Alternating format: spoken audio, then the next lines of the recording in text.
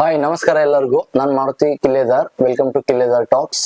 ಇವತ್ತು ಪರಮೇಶ್ವರ್ ಅವರು ಬಂದ್ಬಿಟ್ಟು ಪ್ರೆಸ್ ಮುಂದೆ ಮಾತಾಡವ್ರೆ. ನಮ್ಮ ಹೋಮ್ ಮಿನಿಸ್ಟ್ರು ತುಂಬಾ ಜನ ಅನ್ಕೋತಿರೋವಾಗಿದ್ದು ಕೇಳಿದ ತಕ್ಷಣನೇ ದಿನ ಮಾತಾಡ್ತಾನೆ ಇರ್ತಾನ, ಯಪ್ಪ ಏನು ಮಾಡಲ್ಲ, ಸುಮ್ನೆ ಮಾತಾಡ್ಬಿಟ್ಟು ಹೋಗ್ಬಿಡ್ತಾನೆ ಅಂತ. ನಿಜವಾಗ್ಲೂ ಹೇಳ್ತೀನಿ, ಇವತ್ತು ಏನು ಪ್ರೆಸ್ ಅವ್ರು ಕ್ವಶನ್ ಕೇಳ್ತಾರಲ್ಲ, ಮಾಧ್ಯಮದವ್ರು ಕ್ವಶನ್ ಕೇಳ್ತಾರಲ್ಲ, ನೆಕ್ಸ್ಟ್ ಯಾವಾಗ ನೀವು ಮಾಡ್ತೀರಾ, ಧಾರವಾಡದಲ್ಲಿ ವಿದ್ಯಾರ್ಥಿಗಳ ಹೋರಾಟ ಜಾಸ್ತಿ ನಡೀತೈತೆ, ನೀವು ಯಾವಾಗ ಕಾಲ್ಫಾರ್ಮ್ ಮಾಡ್ತೀರಿ ಅಂತ ಕೇಳಿದಾಗ ಅವ್ರು ಆನ್ಸರ್ ಮಾಡಿದ್ದು, ಈ ಅಧಿವೇಶನ ಆದ ನಂತರ ನಾವು ಕಾಲ್ಫಾರ್ಮ್ ಮಾಡ್ತೀವಿ ಅಂತ.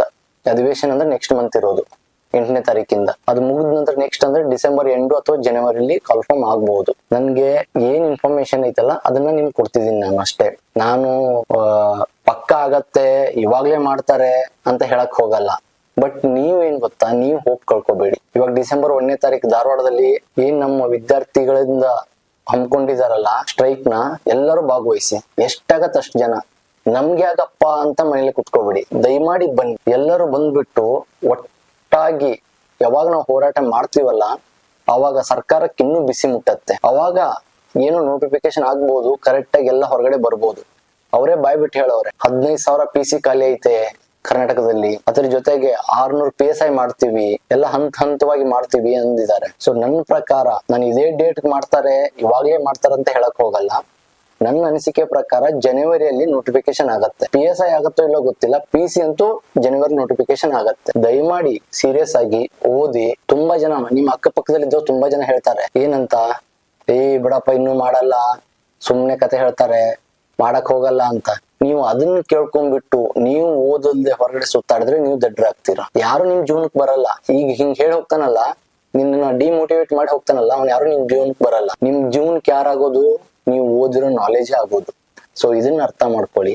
ಏನಪ್ಪಾ ಇಷ್ಟ್ 4-5 ವರ್ಷದಿಂದ ತಡೆದಿದ್ದೀರಂತೆ, ಇನ್ನು 3 ತಿಂಗಳು ಅಂತ ಇಟ್ಕೊಳ್ಳಿ. ಇನ್ನು 3 ತಿಂಗಳು ನೋಟಿಫಿಕೇಶನ್ ಆಗಿಲ್ಲ ಅಂತಾನೆ ಇಟ್ಕೊಳ್ಳಿ. ಇನ್ನು 3 ತಿಂಗಳು ತಡೆಯಲ್ವಾ ನೀವು? ಇದನ್ನ ತಲೆಯಲ್ಲಿ ಹಾಕೊಳ್ಳಿ, ಓದಿ. ನಾನ್ ಹೇಳೋ ಪ್ರಕಾರ ಇವತ್ತಿಂದ್ರ ಫೆಬ್ರವರಿ ಎಂಡ್ ಒಳಗಡೆ ನಮ್ ಎಕ್ಸಾಮ್ ಮುಗಿಯತ್ತೆ ಅನ್ನೋ ಒಂದು ಮೈಂಡ್ ಸೆಟ್ ಇಂದ ಓದಿ.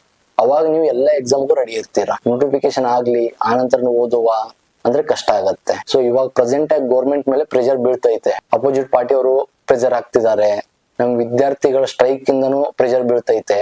ಸೊ ಅದಕ್ಕೋಸ್ಕರ ಏನ್ ಅಧಿವೇಶನದಲ್ಲಿ 56% ರಿಸರ್ವೇಶನ್ ಏನಾದ್ರು ಅಮೆಂಡ್ ಆದ್ರೆ 100% ಡಿಸೆಂಬರ್ ಎಂಡು ಅಥವಾ ಜನವರಿಲಿ ನೋಟಿಫಿಕೇಶನ್ ಆಗತ್ತೆ. ಇದನ್ನ ಅರ್ಥ ಮಾಡ್ಕೊಂಡು ಯಾರೆಲ್ಲ ಕುತ್ಕೊಂಡಿದಿರಲ್ಲ ಸೀರಿಯಸ್ ಆಗಿ ಓದಿ. ನಂಗೆ ತುಂಬಾ ಜನ ಕಮೆಂಟ್ ಅಲ್ಲಿ ಹಾಕ್ತಾರೆ, ನೀನ್ ಸುಳ್ಳು ಹೇಳ್ತೀಯಪ್ಪ, ಎಕ್ಸಾಮ್ ಆಗಲ್ಲ, ನೋಟಿಫಿಕೇಶನ್ ಆಗಲ್ಲ ಅಂತ. ಅದನ್ನ ನೀವು ಓದ್ಬಿಟ್ಟು ನೀವು ಡಿಮೋಟಿವೇಟ್ ಆಗಿ ನೀವು ಓದೋದ್ ಬಿಡ್ಬೇಡಿ. ನಿಮ್ ಕೆಲ್ಸ ಏನು ನೀವು ನಿಯತ್ತಾಗಿ ಮಾಡಿ, ದೇವ್ರು ನಿಜವಾಗ್ಲೂ ಫಲ ಕೊಡ್ತಾನೆ. ಬೇರೆದೆಲ್ಲ ತಲೆಗೆ ಹಾಕೊಂಡು ಬಿಡು, ಅವ್ರ 4 ಜನ ಓದ್ತಿಲ್ಲ ಅಂತ ಅವ್ರ ಜೊತೆ ನೀವು ಒಬ್ರು ಹೋಗಿ ಸೇರ್ಬೇಡಿ. ನಿಮ್ದೇನ್ ಡ್ಯೂಟಿ ಐತೆ, ಡೈಲಿ ಎಷ್ಟು ರುಟೀನ್ ಐತೆ, ಡೈಲಿ ಎಷ್ಟು ಅವರ್ ಓದ್ಬೇಕು, ಅದನ್ನ ಕಂಪ್ಲೀಟ್ ಆಗಿ ಮುಗಿಸ್ಕೊಳ್ಳಿ. ಸಬ್ಜೆಕ್ಟ್ ನಾಲೆಜ್ ನ ಚೆನ್ನಾಗಿ ಬೆಳೆಸ್ಕೊಳ್ಳಿ. 100% ಜಾಬ್ ಆಗತ್ತೆ. ಅದು ಬಿಟ್ಟು ಯಾರ್ಯಾರೋ ಹೇಳ್ತಾರೆ, ತಲೆಯಲ್ಲಿ ಬೇರೆ ಹುಳ ಎಲ್ಲ ಬಿಡ್ತಾರೆ ನಿಮ್ಗೆ. ಅವೆಲ್ಲ ಹುಳ ಬಿಡ್ಸ್ಕೊಂಡ್ಬಿಟ್ಟು ಓದಲ್ದ ಅಲ್ಲಿ ಇಲ್ಲಿ ಸುತ್ತಾಡ್ಬಿಟ್ಟು ನಾಡು ಸಡನ್ ಆಗಿ ನೋಟಿಫಿಕೇಶನ್ ಆಗಿ ಎಕ್ಸಾಮ್ ಅವ್ನು ಏನಾದ್ರು 1 ತಿಂಗಳಲ್ಲಿ ಎಕ್ಸಾಮ್ ಮುಗಿಸ್ತೀನಿ ಅಂತ ಎಕ್ಸಾಮ್ ಡೇಟ್ ಬಿಟ್ರೆ ಕಂಗಾಲ್ ಆಗ್ಬಿಡ್ತೀರಾ. ಸೀರಿಯಸ್ ಆಗಿ ಹೇಳ್ತೀನಿ, ಇದನ್ನ ಮಾಡ್ಬೇಕು. ನಿಮ್ ಮನ್ಸಿಗೆ ನೀವು ಕೇಳ್ಕೊಳ್ಳಿ, ಏನಕ್ ಬಂದಿದ್ದೀನಿ, ಓದಕ್ ಬಂದಿದ್ದೀನಿ, 3-4 ವರ್ಷದಿಂದ ಓದಿದ್ದೀನಿ ಅಂತ ಇನ್ನೊಂದು 3 ತಿಂಗಳು ಓದ್ತೀನಿ. ಈ ಸೀರಿಯಸ್ನೆಸ್ ಇಂದ ಕುತ್ಕೊಂಡು ಯಾರು ಓದ್ತಿರಲ್ಲ 100% ಕ್ರ್ಯಾಕ್ ಮಾಡ್ತೀರಾ. ವಿಡಿಯೋ ಇಷ್ಟ ಆದ್ರೆ ಸಬ್ಸ್ಕ್ರೈಬ್ ಮಾಡಿ. ಸಬ್ಸ್ಕ್ರೈಬ್ ಮಾಡೋದು ಮರಿತಿದ್ದೀರಾ ತುಂಬಾ ಜನ. ಸಬ್ಸ್ಕ್ರೈಬ್ ಮಾಡಿ, ಹಾಗೆ ಫ್ರೆಂಡ್ಸ್ಗೂ ಶೇರ್ ಮಾಡಿ. Thank you.